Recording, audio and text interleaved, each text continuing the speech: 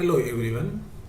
प्राचीन भारत के इतिहास के स्रोतों को समझने के लिए हम पिछले 8 टॉपिक्स में अध्ययन कर चुके हैं।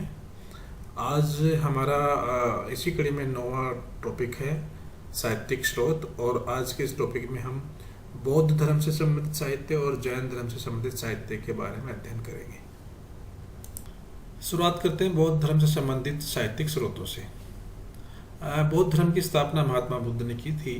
महात्मा बुद्ध का जन्म 563 ईस्वी पूर्व में हुआ था और उन्होंने अपने संपूर्ण जीवन काल में बौद्ध धर्म से संबंधित सिद्धांतों और दर्शन का प्रचार प्रसार किया। बौद्ध धर्म से संबंधित साहित्य हमें पाली भाषा में, बौद्ध मिश्रित संस्कृत भाषा में और शुद्ध संस्कृत भाषा में मिलता है। शुरुआती जो बौद्ध धर्म ग्रंथ लिखे गए वो पाली भाषा में हैं। महात्मा बुद्ध की मृत्यु के बाद उनके सिद्धांतों को, उनके दर्शन को और बौद्ध धर्म से संबंधित नियमों से संबंधित आचार विचारों को 3 ग्रंथों में संकलित किया गया। इन्हें त्रिपिटक कहा जाता है।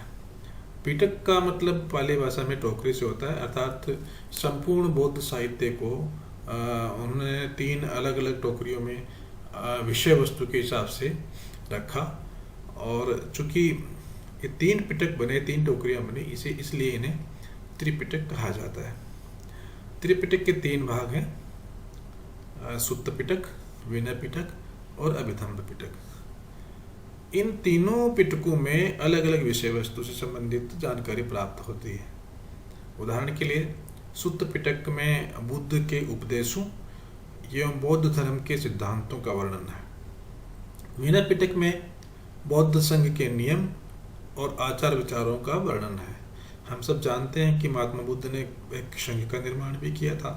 उसमें भिक्षु और भिक्षुणियाँ दोनों रहते थे, और उसमें किस प्रकार वो बौद्ध भिक्षु और भिक्षुणियाँ रहें उसके लिए उन्होंने नियम बनाए थे, उनका वर्णन इस विनय पिटक में है।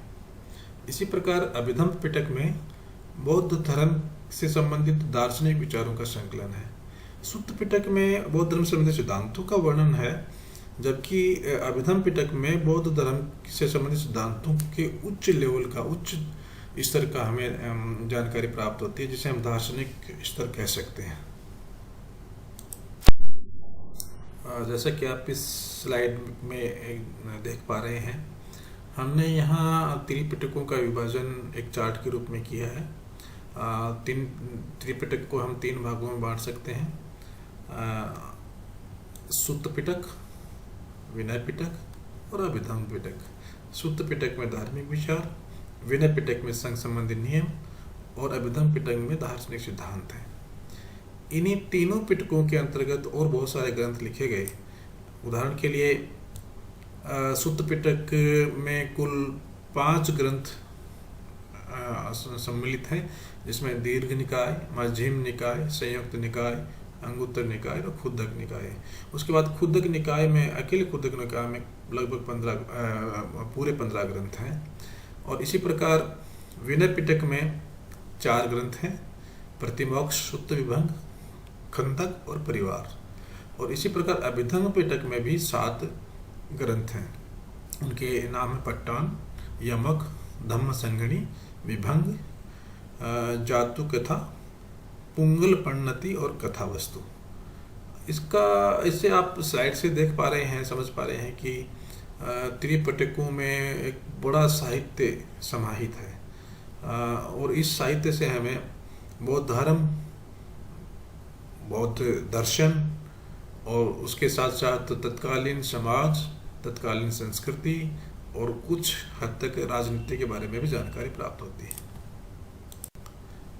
त्रिपिटकों के अध्ययन करने के बाद कुछ अन्य महत्वपूर्ण ग्रंथों की जानकारी, तथ्यात्मक जानकारी हम प्राप्त कर लेते हैं। जातक कथाएं। जातक कथाओं में बुद्ध के पूर्व जन्मों की कहानियाँ दी गई हैं।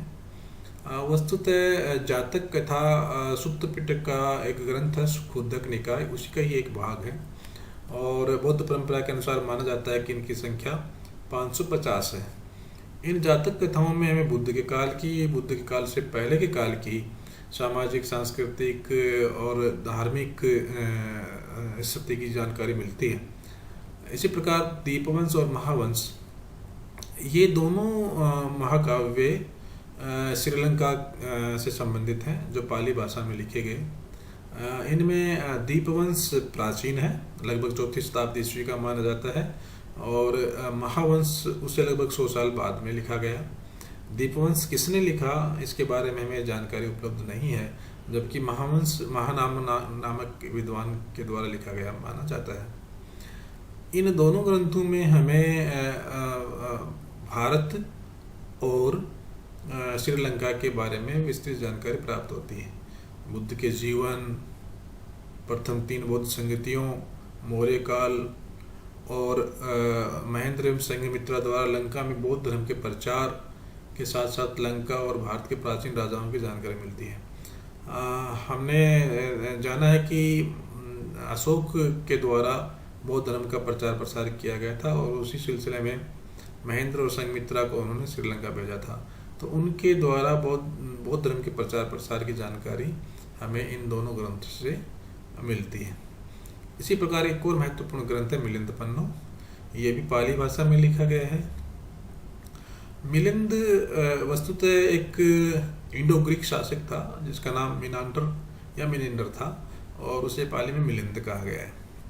इस ग्रंथ में उस मिनांडर या मिलिंद के साथ बौद्ध भिक्षु नागसेन के बीच बौद्ध धर्म से संबंधित सिद्धांतों और उन दर्शन का बौद्ध दर्शन का एक संवाद के रूप में वार्तालाप हुआ है। मिलिंद के द्वारा प्रश्न पूछे गए हैं, और उन प्रश्नों को बौद्ध भिक्षु नागसेन के द्वारा उत्तर दिया गया है। और इन्हीं प्रश्नों उत्तर में हमें तत्कालीन भारत के, खासकर उत्तर भारत के सामाजिक, धार्मिक और राजनीतिक जीवन के साथ साथ बौद्ध दर्शन की जानकारी भी प्राप्त होती है। इन उल्लेखित महत्वपूर्ण ग्रंथों के अलावा कुछ और ग्रंथ भी हैं जिनसे हमें बौद्ध धर्म, दर्शन और तत्कालीन समाज की जानकारी मिलती है। उदाहरण के लिए दिव्यावदान, बुद्ध चरित्र एवं सौदरानंद, ललित विस्तार, आर्य मंजूश्री, मूल कल्प और अवदान कल्पलता। तो इन बौद्ध ग्रंथों से हमें न केवल बौद्ध धर्म के बारे में बल्कि तत्कालीन समाज, तत्कालीन राजनीति आदि की जानकारी भी मिलती है। उदाहरण के लिए एक अंगुत्तर निकाय बौद्ध ग्रंथ था, उससे हमें उस समय प्रचलित 16 महाजनपदों के बारे में बहुत ही प्रमाणिक जानकारी प्राप्त होती है। बौद्ध धर्म से संबंधित साहित्य का सिंहावलोकन करने के बाद हम चर्चा करते हैं जैन धर्म से संबंधित साहित्य के बारे में। महावीर स्वामी जैन धर्म के 24वें तीर्थंकर थे, और उन्होंने जैन धर्म के प्रचार प्रसार में बहुमूल्य योगदान दिया, और उस जैन धर्म से संबंधित अनेक ग्रंथ साहित्य की रचना की गई है। ये जो जैन ग्रंथ हैं, इन्हें आगम कहा जाता है। आगम का मतलब सिद्धांत कहा जाता है। इन आगमों में 12 अंग, 12 उपांग, 10 प्रकीर्ण, 6 छेद सूत्र, 4 मूल सूत्र, 1 अनुयोग एवं 1 नंदी सूत्र शामिल है। जैन धर्म के जो ग्रंथ हैं आगम, वो प्राकृत भाषा में लिखे गए थे। यहाँ ये ध्यान रखने वाली बात है कि बौद्ध धर्म से संबंधित जो ग्रंथ हैं वो पाली भाषा में मुख्य रूप से लिखे गए, परंतु जैन धर्म से संबंधित ग्रंथ प्राकृत भाषा में लिखे गए। इस पर कई बार प्रतियोगी परीक्षाओं में या अन्य प्रकार के परीक्षाओं में प्रश्न पूछा जाता है। इन आगम ग्रंथों का बल्लभी में जो एक जैन संगति आयोजित की गई थी, उस जैन संगति में इनका संकलन किया गया था। एक और विशेष बात ध्यान देने वाली है कि हम जानते हैं कि जैन धर्म के 2 संप्रदाय बड़े प्रसिद्ध हैं, श्वेताश्वर और दिगंबर। तो ये जो आगम ग्रंथ हैं, ये केवल श्वेताश्वर संप्रदाय के मानने वाले लोग ही इनको स्वीकार करते हैं, दिगंबर इन्हें स्वीकार नहीं करते। ये विशेष ध्यान देने वाली बातें हैं। इन जैन धर्म ग्रंथों यानी आगमों के ग्रंथों को समझने के लिए, सिद्धांतों को समझने के लिए अनेक ग्रंथ और लिखे गए, जिन्हें नियुक्ति, भाष्य, चूर्णी तथा टीका कहा जाता है। ये 4 प्रकार के ग्रंथ लिखे गए जिनका मुख्य उद्देश्य जैन सिद्धांतों को समझना था, जैन दर्शन को समझना था। इनका हम अलग अलग समझने की कोशिश करते हैं। निरुक्ति। निरुक्ति जैन सिद्धांतों को कथाओं और उदाहरणों से समझने का प्रयास है। इसके अंतर्गत कुल 10 ग्रंथ हैं और सारे के सारे प्राकृत भाषा में हैं और पद्य रूप में लिखे गए हैं। अर्थात जैन आगम को समझने के लिए निरुक्ति ग्रंथों का लेखन किया गया और इनमें उदाहरण से, कथानकों के माध्यम से उन सिद्धांतों को समझने का प्रयास किया गया है। इसी प्रकार भाष्य। भाष्य भी प्राकृत भाषा में है और पद्य में है और ये कुल 11 हैं। भाष्यों की रचना जैन दर्शन की व्याख्या करने के लिए की गई थी, अर्थात जैन दर्शन को सरल भाषा में किस प्रकार से समझाया जा सके उसका प्रयास इन भाष्य ग्रंथों में किया गया। चूर्णी। चूर्णी भी एक प्रकार की टीकाएं थी जैन आगम के ऊपर और इससे हमें अनेक प्रकार की जानकारियाँ मिलती हैं। खासकर ऐतिहासिक जानकारियाँ देने में चूर्णी ग्रंथ बहुत इम्पोर्टेंट है। ये ग्रंथ संस्कृत और प्राकृत के मिश्रण मिक्स रूप में लिखे गए थे और कुल 20 हैं।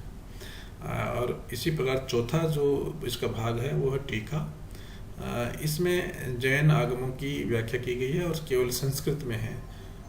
टीका ग्रंथ अनेक लिखे गए हैं और इससे भी इनसे टीका ग्रंथों से हमें न केवल जैन दर्शन की, जैन धर्म की, जैन सिद्धांतों की, बल्कि तत्कालीन सामाजिक, आर्थिक और राजनीतिक जीवन के बारे में भी जानकारी प्राप्त होती है। तो आगम से संबंधित ग्रंथों के अलावा भी जैन धर्म से संबंधित अनेक ग्रंथ लिखे गए।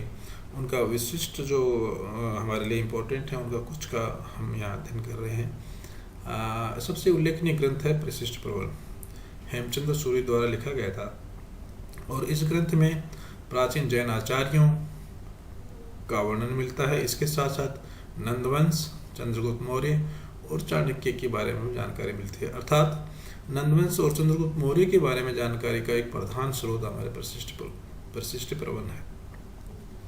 इसी प्रकार आचरण सूत्र।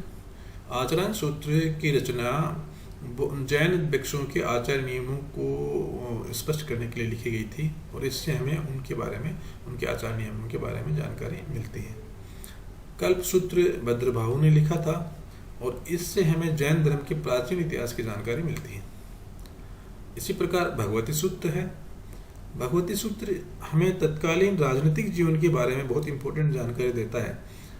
जैसे कि हमने पिछले स्लाइड में देखा था कि एक बौद्ध ग्रंथ अंगुत्तर निकाय था जिसमें हमें 16 महाजनपदों के बारे में जानकारी मिलती है। इसी प्रकार ये जो भगवती सूत्र जैन ग्रंथ है इससे भी हमें 16 महाजनपदों की जानकारी मिलती है। दोनों ग्रंथों में जो 16 महाजनपदों का उल्लेख है उसमें कुछ किंचित भिन्नता है और उनका अधिकतर विद्वान मानते हैं कि बौद्ध धर्म से संबंधित जो ग्रंथ है अंगुत्तर निकाय उसमें दी गई सूची ज़्यादा प्रामाणिक माने जाते हैं। फिर भी भगवती सूत्र महाजनपदों के बारे में जानकारी देने का एक अच्छा स्रोत है। इस प्रकार भद्रबाहु चरित जिसे भद्रबाहु ने लिखा, इससे हमें चंद्रगुप्त मौर्य के राज्य में घटी घटनाओं की जानकारियों के बारे में पता चलता है।